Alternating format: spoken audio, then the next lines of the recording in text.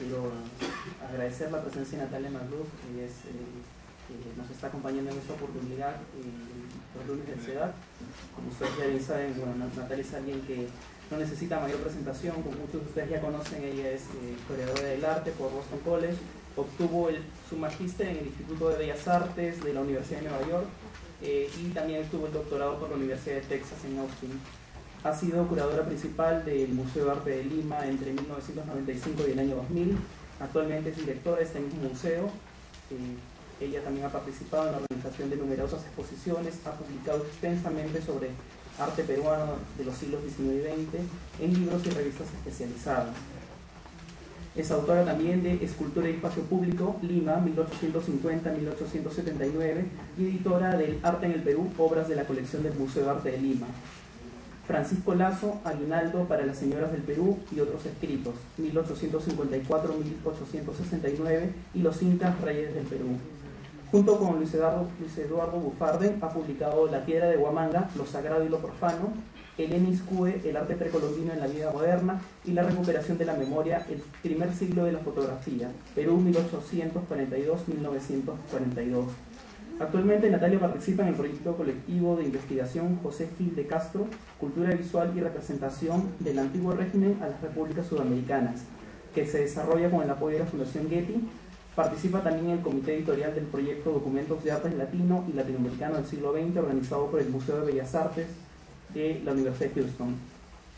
Bueno, sin alargar más la presentación, quiero dejarnos con Natalia, con quien, luego de que presentar este portafolio, tendremos un breve diálogo a partir de las preguntas que ustedes, el público, harán. Gracias David, y gracias a todos los que han venido por venir. Para mí es una oportunidad bonita de mirar hacia atrás y tratar de pensar un poco en cuál ha sido mi trabajo como curadora.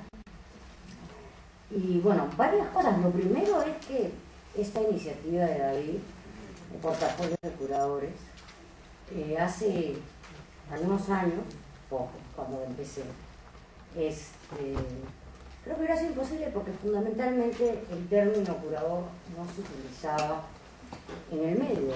Quienes hacían exposiciones o escribían sobre arte eran básicamente críticos y así se llamaban.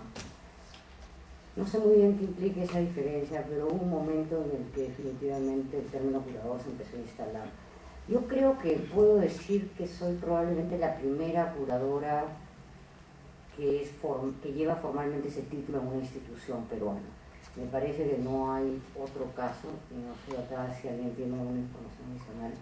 Le agradecería, me parece que no, me parece que...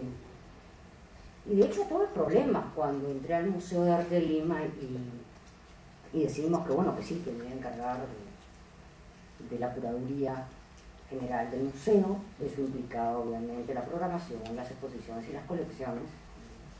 Me preguntaron cómo quería llamarme. Y dije, bueno, seré curadora, porque en realidad tuve que explicar qué significaba el término.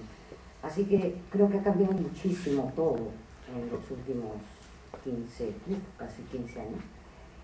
Y quienes somos un poco más viejos quizás nos demos más cuenta de eso si miramos hacia atrás.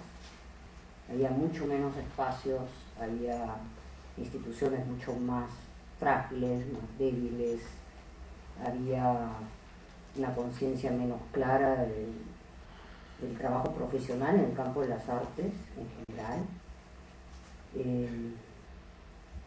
Y ha sido bastante interesante, y uno ese tipo de cambios no lo siente generalmente hasta que tiene la posibilidad de hacer una mirada retrospectiva y pensar un poco en la situación. Lo otro es que yo jamás pensé en ser curadora ni quise denominarme así hasta ese momento en que me preguntaron en el museo que cómo quería llamarme.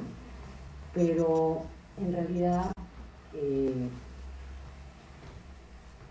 yo soy y me considero fundamentalmente historiadora de arte, y dentro de eso hago trabajos de curaduría, pero creo que mi identidad principal siempre ha sido la de la investigación. mi trabajo en el museo, que es donde obviamente he desarrollado la mayor parte de mi trabajo propiamente curatorial, es cierto que se cruzan las dos cosas, es cierto que es muy difícil separar las dos cosas, es más, creo en la curaduría como el resultado de un proceso de investigación. Pero, como digo, es algo que nunca pensé hasta que me encontré en la posición de tener que hacerlo.